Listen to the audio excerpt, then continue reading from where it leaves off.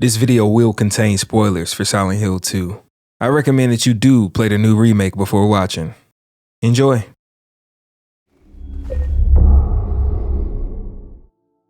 Silent Hill 2 is one of the most mysterious, ambiguous, and intriguing games ever created. A masterpiece that reshaped my understanding of both life and fiction. The story follows James Sunderland, a man drawn to the eerie town of Silent Hill by a letter from his late wife Mary. Transversing through the town reveals horrific monsters and a host of mostly friendly faces. It's not long until James stumbles across an attractive young woman standing on a pier. James, however, notices something more sinister. She looks exactly like his late wife. Amidst sparking a brief conversation, the woman reveals her name to be Maria, akin to his wife's name, Mary. Maria decides to join James on his mission to find his wife. However, her familiarity makes James unusually protective, especially as she seems to develop a deeper interest in him. Despite his reluctance to admit it, there's something about Maria that feels oddly familiar and sweeter, almost as if she embodies a blend of everything he's always longed for, but with the warmth of the woman he once loved.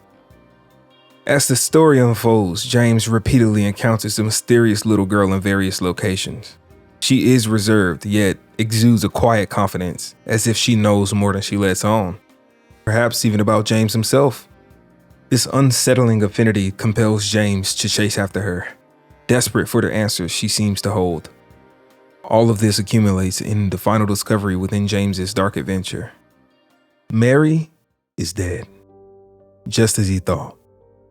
But she didn't die of an illness, nor was she taken recently by any monsters. James killed her.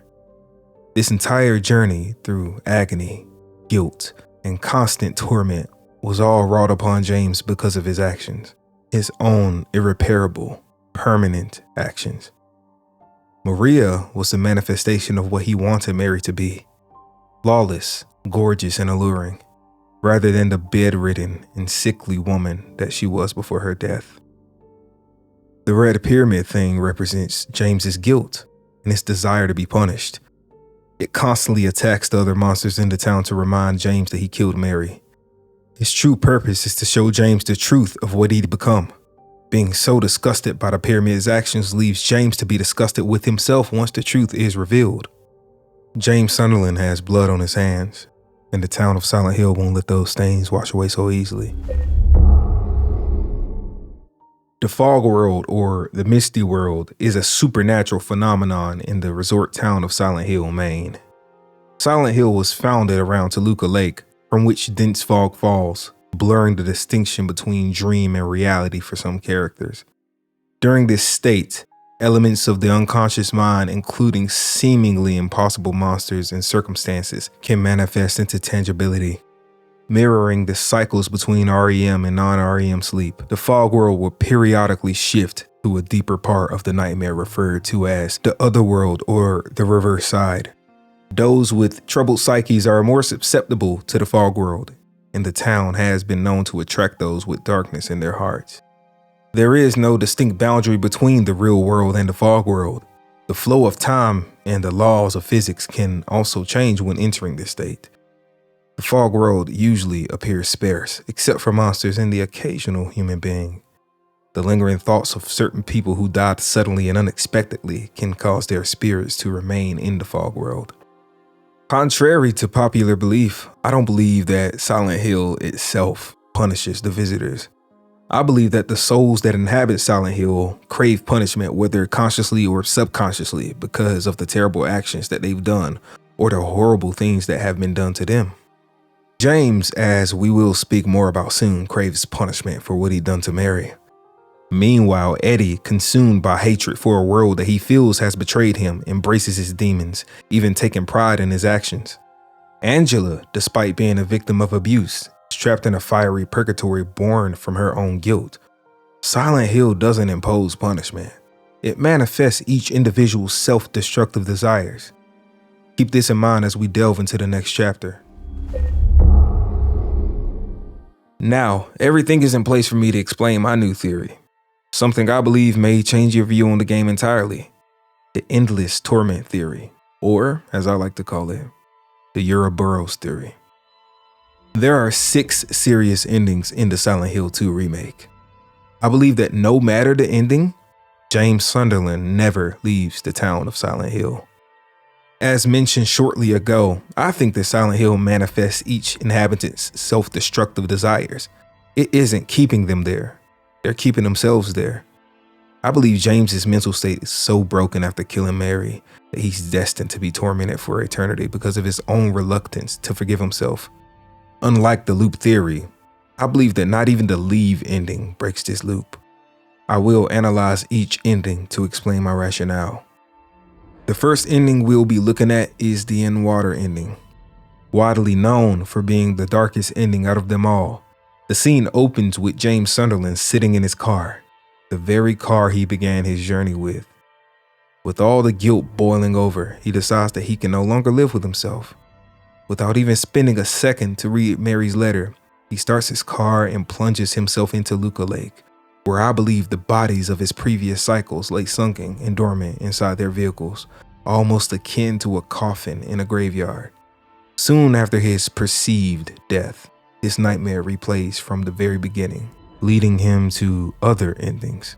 One such ending being the very alike Stillness ending, where he's greeted by Mary before meeting the same fate. I believe that this ending is the darkest and most depressing as we watch James unravel beneath the weight of his burdens. Another ending continuing the theme of water, the Rebirth ending, follows James rowing Mary's corpse across Toluca Lake to revive her using the town's mysterious power of the old gods to defy her death and to resurrect her from the fate that he wrought upon her. The result of this outcome is never revealed, but I believe that his efforts are in vain and that regardless, he's sent back to the beginning, returned to his few days in the restroom. Breaking the theme of water endings, the Maria ending gives James a sense of false hope after he attempts to leave Silent Hill with her, leaving his guilt over the murder of Mary behind. This proves that his journey was for naught and that he learned nothing during his time in Silent Hill. He's not changed nor repented, and simply chooses to embrace his carnal urges to be with Maria. On their way out of Silent Hill, Maria coughs. James remarks, "Better do something about that cough," uncaringly, as if he's become cold and distant. At peace with what he's done, but still running. I believe Maria falls sick and it brings him right back to where he started. This leaves us with one of the newer endings, Bliss. This ending can be assumed to be the only happy ending in Silent Hill 2. However, this is far from the truth. In the Bliss ending, James takes a powerful hallucinogen by the name of White Claudia just before watching a videotape in the Lakeview Hotel. It's implied that James saw happy vacation footage of him and Mary on the tape rather than the sinister truth of what occurred. At some point through the tape, he appears to enter the television, leaving room 312 behind. This is all a hallucination, and ignorance is bliss. This leaves us with the only remaining fate, the leave ending. This ending to many is the most fitting conclusion for James, as he confronts the guilt for his crime against Mary and comes to terms with her illness and death at his hands. In the leave ending, James appears to leave Silent Hill with Laura, presumably to seek a new beginning. But I don't think he leaves at all. I believe that the last time James sees the real Laura is when she runs away after it's revealed that he killed Mary. That his redemption is just in his head. As we discussed before, James wrought this punishment on himself. Would he ever truly forgive himself for what he did? Could he leave Silent Hill and move on as if nothing happened? I don't think so. I think that James's relief is short-lived and that his pain will be eternal. No matter how many times James leaves Silent Hill, he will always return, almost as a Ouroboros, a snake devouring his own tail. Let's make our final observations. I believe the role of Silent Hill is not to punish James, but to bring his manifestations to life, locking him up in an endless prison far beyond the capabilities of any standard confinement. To summarize, James cannot leave the town because James subconsciously does not want to. He'll stay in that town until it drains every bit of life out of him. Even then, he'll always have something to nourish the dark spirits controlling Silent Hill. If you enjoyed this video, it would really help if you liked, comment, and subscribed. Thank you so much for watching. I hope to see you soon.